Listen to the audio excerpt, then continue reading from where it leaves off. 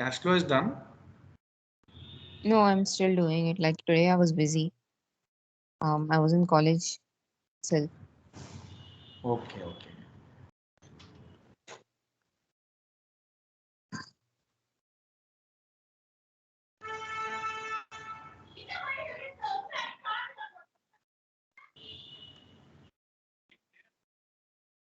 Yeah.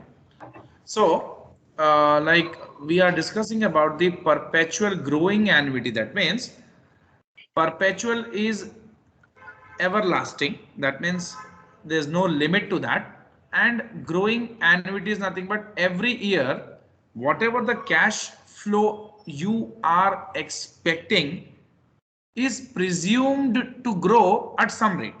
Okay. So, like, of course, why it is presumed to grow at some rate is nothing but when we get a cash inflow, we immediately reinvest it. Am I right? Yes. We don't want to keep it idle. So that is going to grow. So here, these are like we already there's a model called dividend Gordon growth model, which you haven't like attended the class for that. I've already finished that. I'll share the videos of that also. So in that, share price is equal to dividend by, this is like here instead of cash flow we use dividend. You know, dividend is a cash flow which you expect from your shareholding every year, correct, in Yes. case of Yes. profits. And then required rate of return happens to be KE, that is cost of equity. For company it is cost, for investor it is a return, minus the growth rate. Okay, this is the formula, this is the formula what we use. Fine, this formula is a derived formula. Let me be very frank. This is a derived and refined formula. The formula goes in such a way: dividend into 1 plus dividend by cost of equity plus growth rate. Okay, D1 is equal to share price. What is this? Share price. Share price. Okay. Yep. So now what happens in this case? Just a second, I'll tell you the formula.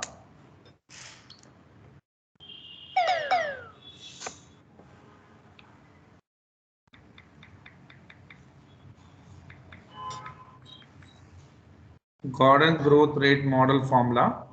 This is the refined formula actually. This is the final formula. But formula here we can use D1. D1 is the next expected dividend. What is D1? Next expected dividend. Next expected dividend. That is the dividend in the next year. And this D1 we can write it as D0 into 1 plus G. That means the dividend will grow at some rate and it will become what? Your next dividend. Correct Next or not? dividend. Yes. Yes? Yes. Yeah. But see the formula here, the share price is there. So what we can do is then it is like SPK minus G.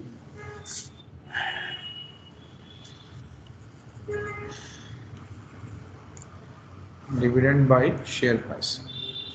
So, you know, like I'll just do a interchange. Actually, if there is no growth rate, so share price, I would say share price, I would say share price as V.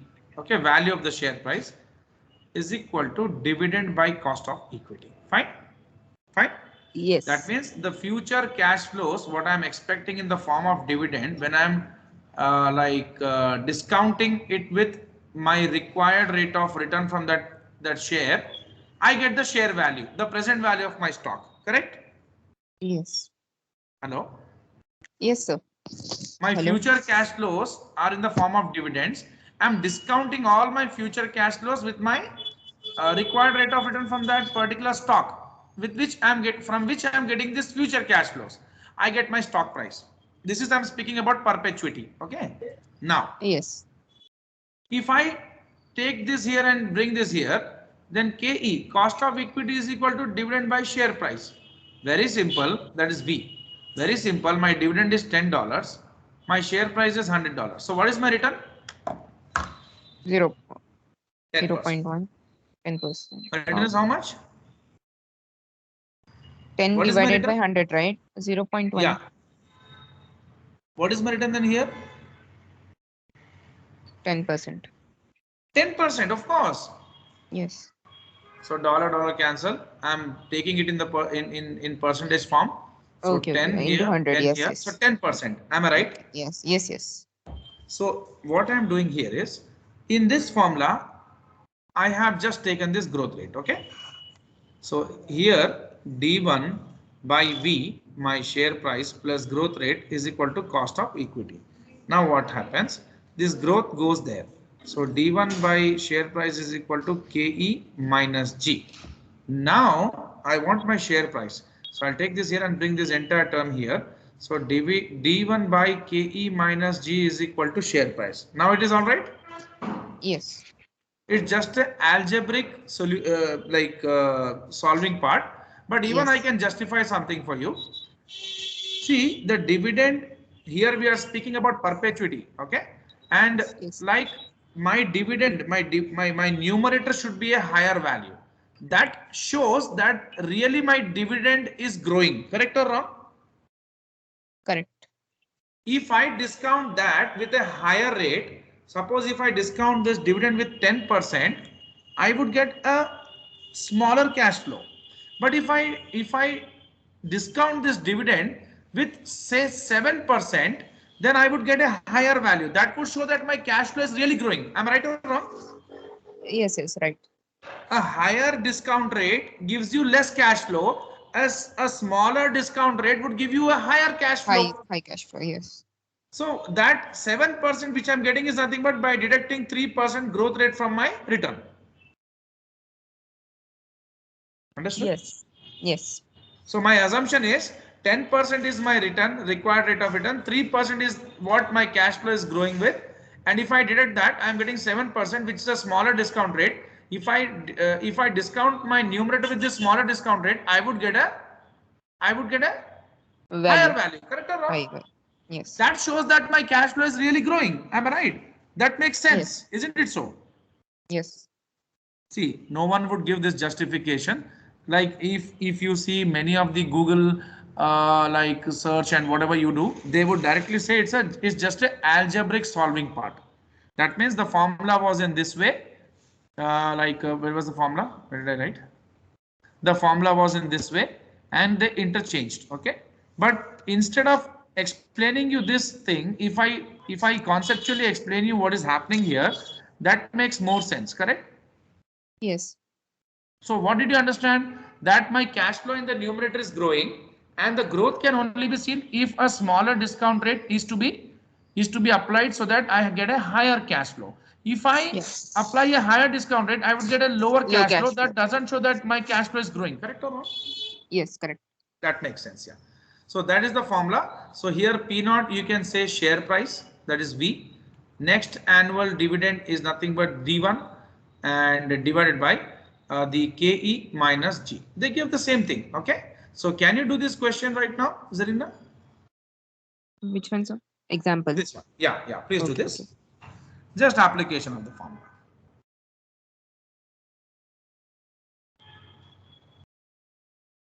First, you would find out the present value, and then your investment is given.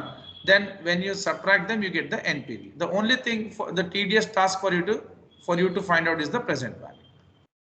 That you can Okay. apply the formula and do it. I'm waiting. Yeah.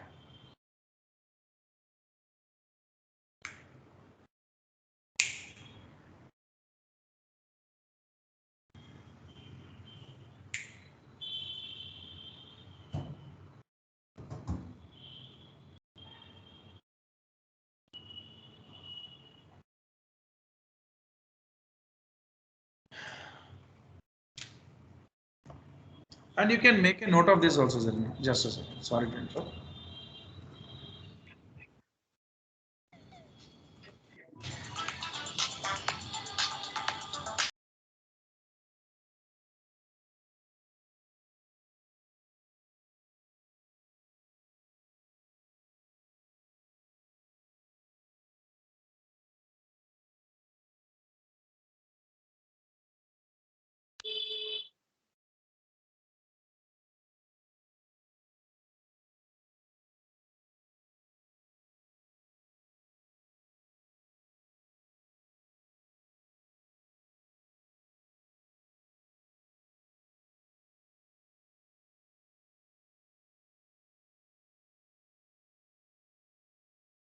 So it's done. Just scroll it down.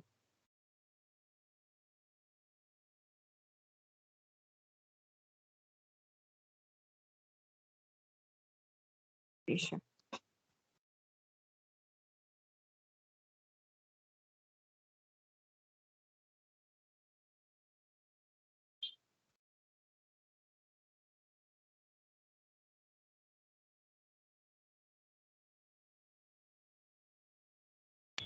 Yes, Zarina.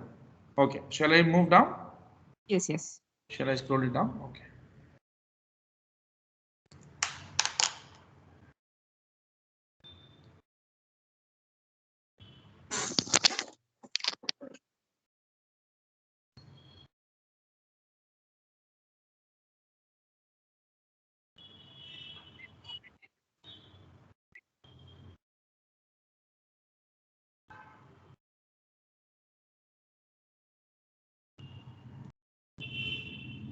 Done, sir. Done, no? Yeah, let's move on. See the importance of discount rate choice. See what should be your discount rate. So choice of the proper discount rate, it is very important because that is what which you are taking to discount your future cash flows. So that has a real importance here. Or required rate of return or hurdle rate. You can understand here what should be the proper discount rate. That is the question they're asking you, or the required rate of return or the hurdle rate. Hurdle rate is nothing but where you can break even at least. Okay. Yeah. That means what should be your minimum required rate of return from a project? Whatever you have invested, at least that you should At least that we recover. have to recover. Yeah, at least minimum. And above that Cost. is all right, not a problem, correct? Yes. So to calculate NPV is critical to the success of a project. Yeah, because NPV calculation tells you about whether the project has to be accepted or not. By seeing the positive NPV, we can accept the project. A company should invest money in a project only if the project provides a return higher than the required rate of return. Of course, see if your required rate of return is 10% and company gives you 12%, then you can accept that project. Is it so? Yes. And if No, that not even happens, if it's giving it to giving 10%. sorry. Not to accept even if it's given 10%. No, that is your minimum required rate of return. That is where you can, where what you expect you got. Okay. Okay. And how did you expect this? By considering all the costs. That means recovery of cost only. I can Recovery find. of cost is very important. Then something more than that Yes, is yes. all right. And then even more than that Then is it's even more right. acceptable. Even better. Yeah. Okay, okay. So now, yeah. So that would increase the shareholders' wealth. Now what they're saying is the usual measure of the required rate of return is a firm's WACC. Now this is something which you don't have an idea. I'll give you a small explanation regarding this. Okay.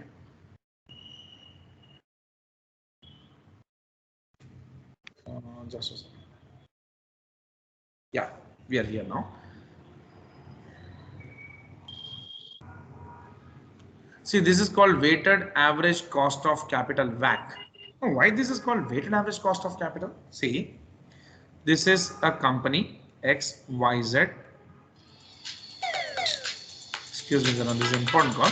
Sorry. Excuse me. Okay.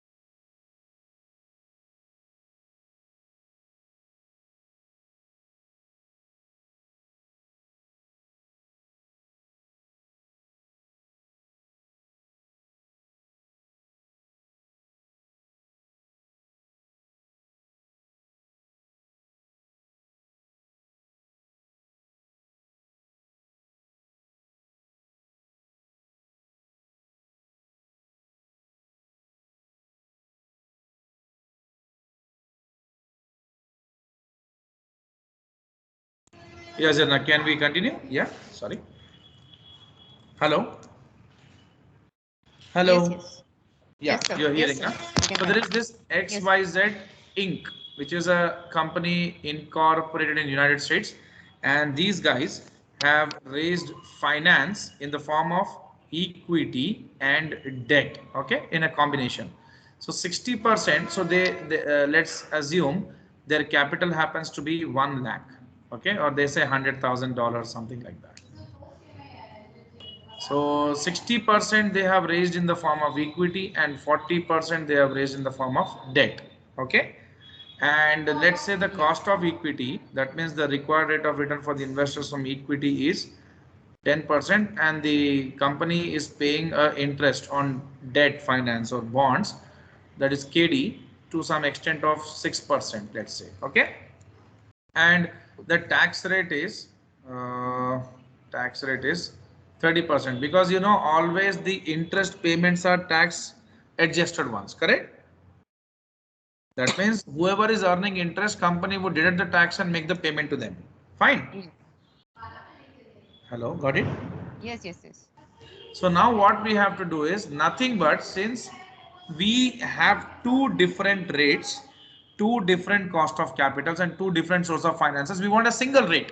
To find out that single rate, we have to go with the weighted average. Okay, that would give us the single rate. Now, how we do the weighted average? So equity by debt plus equity into the cost of equity plus debt by debt plus equity. This is the value of the firm. This is one of the sources of finance. Value of the firm, one of the sources of finance, into the cost of debt, which is tax, which should be adjusted for tax. Okay. Okay. So this is like, 1 I would minus take tax. 6.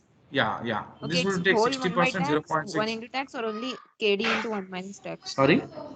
It's debt rate into 1 minus tax. Only for debt, we have into 1 Yeah, minus yeah. tax, Only right? for debt. Only for debt. Yes, yes.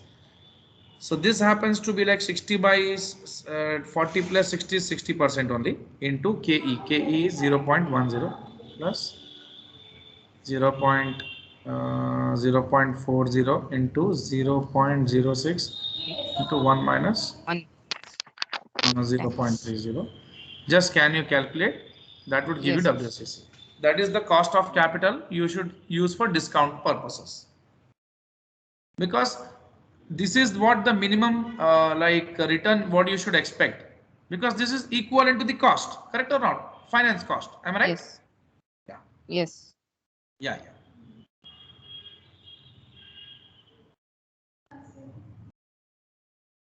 I'm getting 0.0768. So Hello? 7.6%. Okay, this is Yeah. your weighted average cost of capital, WCC. So you can just write down all this formula and stuff. I'll move forward. Just a minute.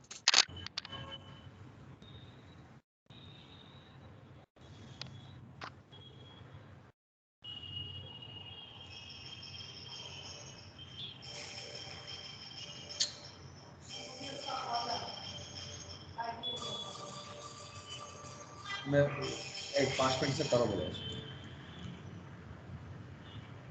Done. Hello? Hello? Yeah, yeah, done. Yeah, done. Okay. Would you like to do one question from WSCC? Yes. Hello. Yes, sir. Yes. Okay.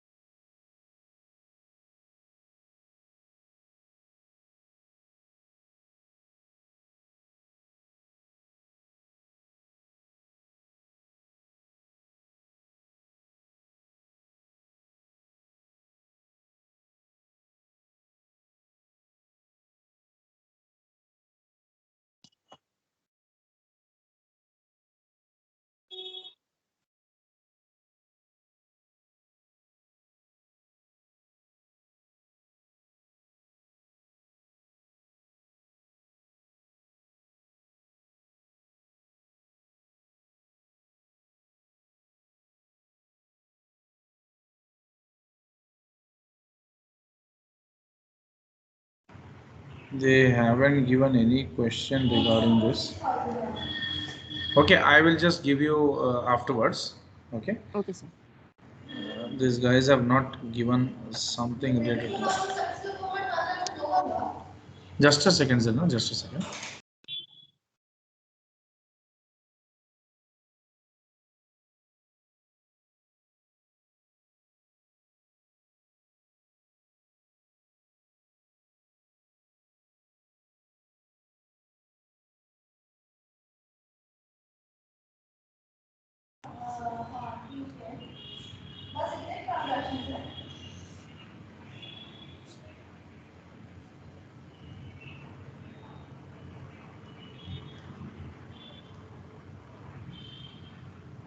Yeah. So we are here. Yes. Yeah. So now we were discussing about WSCC. So WSCC is the opportunity cost of capital for companies' existing assets. That means if you have some assets with you, which are just which are just with you, you are just holding it. You have not used it for any business purpose. Then you are losing some returns out of it. Correct? Yes. So that would be exactly equal to the WSCC. That means that much you should minimum expect, which you are not getting because you are not employing them for any use. So the weighted average cost of capital is appropriate discount rate for capital budgeting decisions and NPV calculations as long as riskiness of the project is same as the riskiness of existing projects. That means there are many projects A, B, C and every project has the same risk. So WSCC can be taken as a discount rate for any of these projects. Okay. Or Like for NPV opportunity calculation cost. of any of these projects. Fine. Yes. I can say Hello. opportunity cost is the cost, like The if I have a building, opportunity cost is nothing I have, but yeah, I have four floors, but I must use only two floors. Two floors are enough for business, but I'm using more too. So I can say the Zarina. rent which I'm losing it, that is Hello. opportunity. Hello, Zarina, Hello, just a second. Yeah, hello, hello. actually, like I got a call that is going on some issue. So just 2 minutes. Just two Okay, sir. minutes. Okay, okay, I'm okay, sure. extremely sorry for all these disruptions. No, no, Two no. minutes. Okay, okay, sir. Sure. Yeah.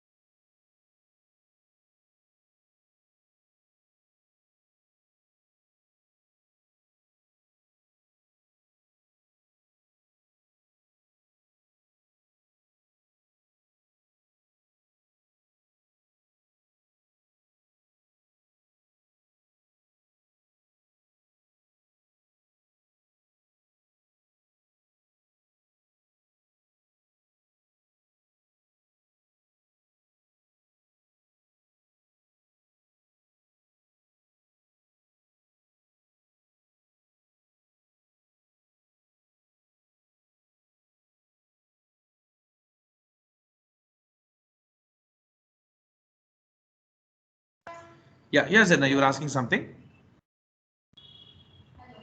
Hello. No, no. I Hello. was asking. I was telling about opportunity cost. Like I was clarifying. Uh, Like if there is a building uh, which I'm using for business, in which there are four floors, but just uh, two floors are enough for me. But even yeah. then I kept rest two floors, so the rent which I'm losing for it, it's considered as opportunity cost only, Yeah, right? yeah. If you're not using it for any like income generating purpose, then it is opportunity cost for you. Okay, okay. You would have used that for, you would have had a very good usage of that, By doing it on profitable rent. or income generating usage, but you're not Yes, using yes. for that. So you're losing the opportunity. Okay, okay. Yeah. Sure, sir. Yeah.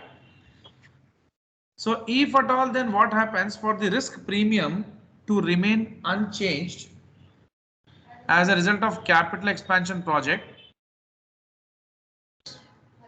The following conditions must be met. New assets financed by the new capital must not substantially change the operating environment. Okay. See, what do you mean by risk premium? If you're taking additional risk, you want extra returns, correct? Yes. So for any additional risk, definitely you want extra returns. So that extra returns, what you demand for you to compensate for taking that additional risk is called risk premium. So for the risk premium to remain unchanged, that means whatever the risk you have already assumed, based on that you are getting some premium. So if that has to be that has to remain unchanged. If at all you are expanding your business, the following conditions must be met. New assets financed by new capital must not substantially change the operating environment. That means those should not have any kind of additional risk in them. They should be similar to what equipments we were using and what equipments we have. The new capital must be raised in same proportions as existing capital. That means nothing, whatever the new thing you are doing, you should do as per the old ways, like based upon which you were doing your business. Okay, based upon the capital combination which you are having. For example, if 60% equity you took and 40% debt you took, this time if you are changing the combination and if you are having 40% equity and 60% debt, then the equation would change. Am I right? Yes. Then the risk may also get altered. Here, debt finance is a riskier finance, but cheaper source of finance. And like debt has a risk if it is beyond some limits. Am I right? See, Yes, sir. 50% equity, 50% debt is acceptable, but 80% debt and 20% equity, is it No, no, acceptable? no. It is very dangerous. So if these things change, then of course risk premium would be demanded. If these things are same, everything is similar and all right, risk premium is not at all demanded. It would be same as if we were using the same, like as it will be equivalent to the old combination of capital what we had. Okay. Okay, sir. Hello. Yes, sir. Yeah, that's all right. Did you Hello. understand? Yes, yes. Yeah, I understood. Yeah. Now problems with NPV. Let us see some issues. What problems NPV has. After understanding so many things about NPV, NPV also has some cons. Reinvestment assumption. Yes, whatever the cash inflows we get, we always expect that we are reinvesting it. Okay. Yes, sir. Okay, we always expect that we are reinvesting it. So NPV method incorporates an assumption that all cash inflows from the project will be reinvested at the required rate of return, the same return, which may not be the case. Because do you think always you should get restricted to this? This may not change. It is not necessary. With the passage of time and with the scenarios and situations, the required rate of return should change. Correct? Yes, sir. If the risk increases, this should increase, na? Yes. The project's cash, just a second.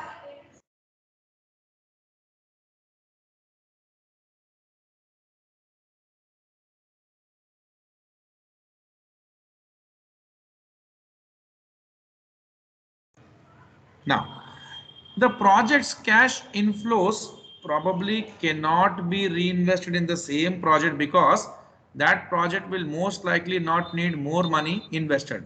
So this assumption is not all right because it is not necessary that you would be reinvesting that same cash flows in your own project. If there's a requirement, you do it. If there's no requirement, if there's no expansion, what do you want to do? Will you reinvest in your business or you will reinvest somewhere else? Somewhere else. So if you invest somewhere else, the required rate of return would be different from the required rate of return of your own project, correct? Yes. Because the riskiness in your project may not be same with the riskiness what you expect from some other investment options, correct? Yes. So these Right. are the things. Reinvestment assumption is all right, but not necessarily always in your business and not necessarily at the at the required rate of return what you expect from your business. It would be different. Why? Because like it is not always necessary that you would be reinvesting your own cash inflows in your business until unless you have some plans of expanding your business. If there's no expansion plan, then you can reinvest it somewhere else. Now, Yes, sir. since a project's cash flow probably cannot earn a return from the same capital project, they would need to be invested elsewhere. As I always said you, and alternative investment options should always be considered. Okay. So the assumption that cash inflows from a project can be reinvested at the same rate used in the NPV calculation may lead to an incorrect evaluation of the project's true worth. NPV expressed as a monetary amount, not as a percentage return. That would confuse many people. Why? Because a layman doesn't understand what is positive NPV and what is negative NPV. They understand what is the return. If a project is giving you 20% return, 30% return, they would understand what is this, what does it mean. They won't understand what is a positive NPV, negative NPV. That is technically what they are not Aware. they're not like the people who have knowledge of all this. Yes. And incorrect assumptions affect validity. Assumptions made in the calculation of NPV may be incorrect. See, all are assumptions. You have assumed your required rate of return. You are assuming your cash inflows from the project. All these are assumptions, approximation. They are not exact things. They can vary. Yeah. Discount rate used affects the results. Yes. If discount rate is not with proper estimations and assumptions, that will also not give a clear picture about your project's profitability. That means NPV. Okay. Cash flows beyond the project's term. So a project you are expecting it is only for 5 years, but it is not always the case. Maybe you may continue the business even further. Now, the effect of discount rate on NPV and the NPV profile. NPV profile is nothing but it's a graphical representation of the NPV from a project. Okay. So this is what your discount rates are this, and at 0% discount rate your NPV is this, because you know as your discount rate is very less, your NPV will be high. As your discount rate goes on Inversely increasing, your related. NPV goes on Decreasing. decreasing. Inversely Yeah, related. yeah. So here 5% your NPV came to this, 10% came to this, 50% came to this, and then 20% your NPV is 0. You can check it here, please. So these are the rates at which you got your NPVs, the hurdle rate or the required rate of return. And you know what is this? Like the cost of capital here, I think 20%. The cost of capital, the cost of capital at which your project's NPV is exactly equal to 0 is your project's IRR, internal rate of return.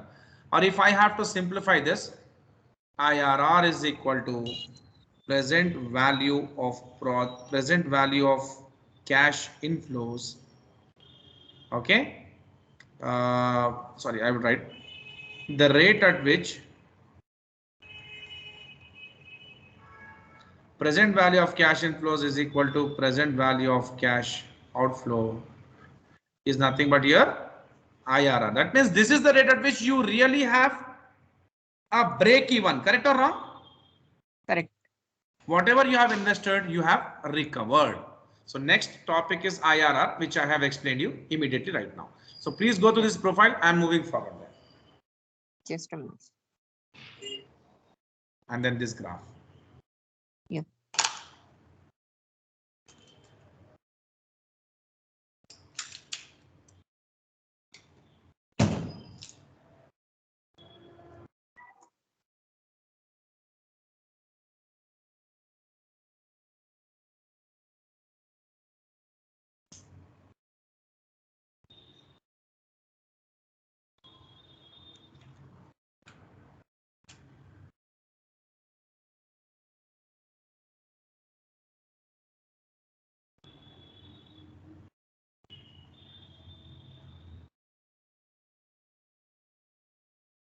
Done, sir.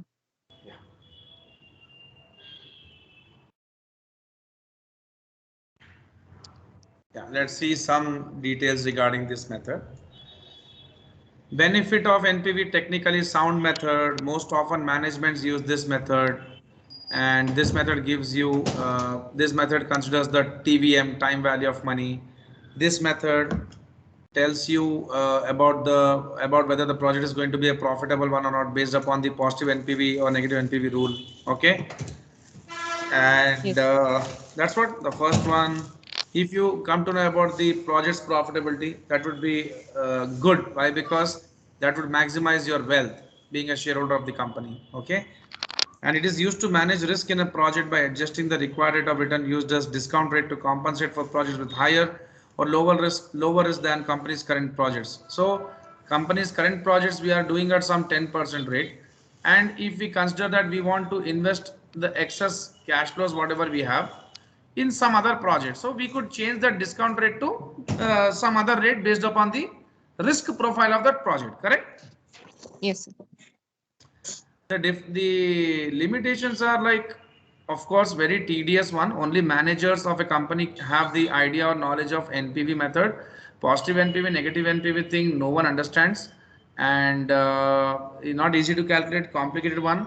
And hurdle rate or required rate of return is a big challenge. And if improper estimations are made regarding that, then the project NPV what you are expecting would not be a correct one. Suppose you did not consider, suppose your project is a long term project and you did not consider the inflation factor in that, and you did not add that inflation factor to your cost of capital or your discount rate, which really is a matter of concern, which really would affect your cash inflows, because in an inflated economy you cannot adjust with less cash flows. Am I right? Yes, sir. Because everything is costly in that case. So that also creates a problem. And as I said, it does not say anything about rate of return. It is always expressed in monetary amount. That is again a big confusion, and laymen or normal people won't understand that. Just do this question, Zarina. I'm waiting. Okay, sir.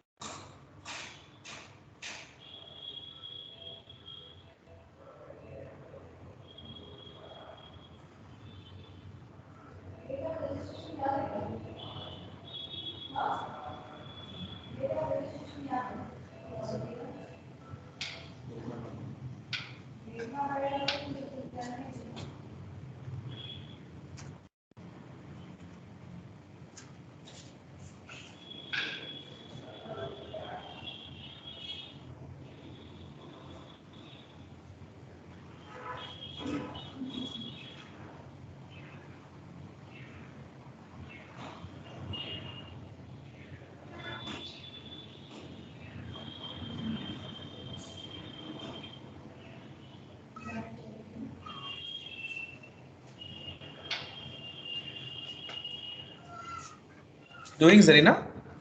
Yes, sir. Okay.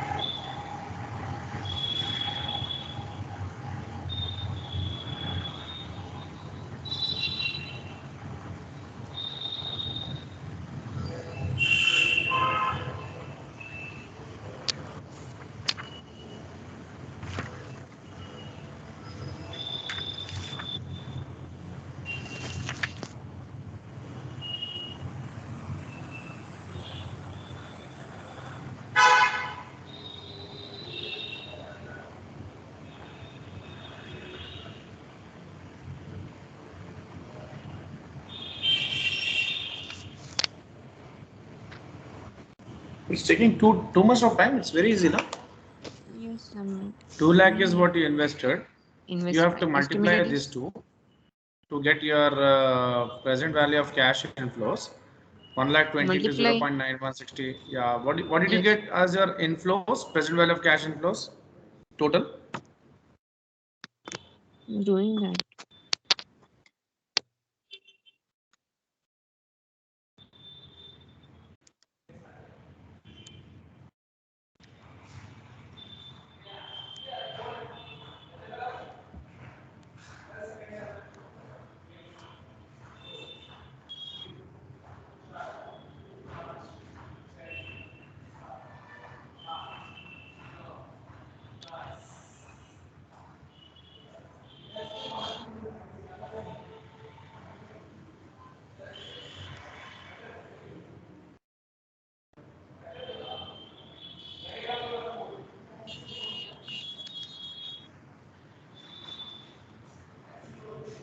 It's 218.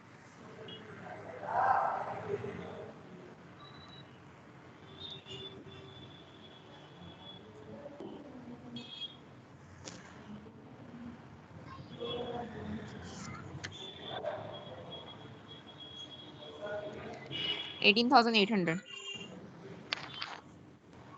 Hello. Okay. Okay. So that's positive NPV. That's good. So you can do this as a homework. IRR, I have just explained you about IRR. IRR thing is also done. This is your IRR. Just a second, sorry. The rate at which your project's NPV is zero is your IRR. No, this is not your IRR. Just a second. Your IRR happens to be this 20%. Okay, almost all 20%. Here your NPV is zero.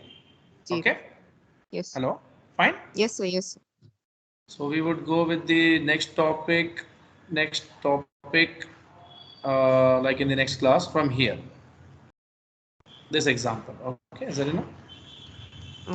Okay, sir. This example and problems with IRR, and then special cases, special cases in Uh, Yes. this investment decisions chapter. So, We will be having similar type of MCQs as in exam as well. sorry. We'll be having similar type of MCQs in Yeah, exam they'll as give well. you big MCQs. I'm going to share you the MCQs.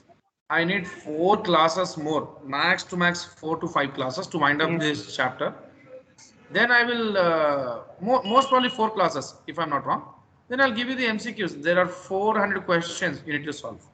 And cash flows Okay. I'm sending you within some time. Okay. Almost Hello. we'll be getting MCQs from them only, right? Yeah. Yeah. Hello. Yes. Yes. Yes, sir. Hello. Hello. Yes. Yeah. Tell me. No, nothing. No, I'm not able to hear your voice properly. No, no. I was telling nothing. So you're asking something about MCQs, no? No, no. I was asking that regarding that itself, like the MCQs which you're giving, the similar kind of one we'll see in exam as well, right?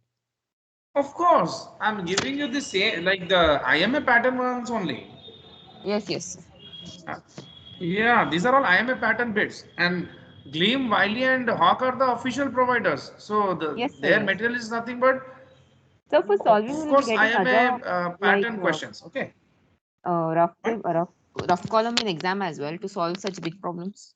Those are tougher ones like IMA, Hawk, and all. Those are like very good questions they give. Okay. Okay. Okay, sir. So next class, the homework you have to do, and we will do the IRR in next class, Okay. IRR Okay. calculation, and then special cases. Hopefully, like 3 4 classes, this chapter would be done. Sure, Then sir. I would start with. Then we can do this risk management. Risk management. Acha, did I share ethics chapter with you? Yes, sir. Ethics, professional ethics. Did I share? No. Okay, so I will share professional ethics chapter with you tomorrow, and you Okay. can start doing that also. It's just theory, plain theory. You can wind up. Yes. I'll give you questions to solve. Okay, I'll start with risk Okay. management next. Sure. Okay, okay, Okay, Zen. sir. Thank you. Okay. Thank you. Thank you. Yeah. Thank you.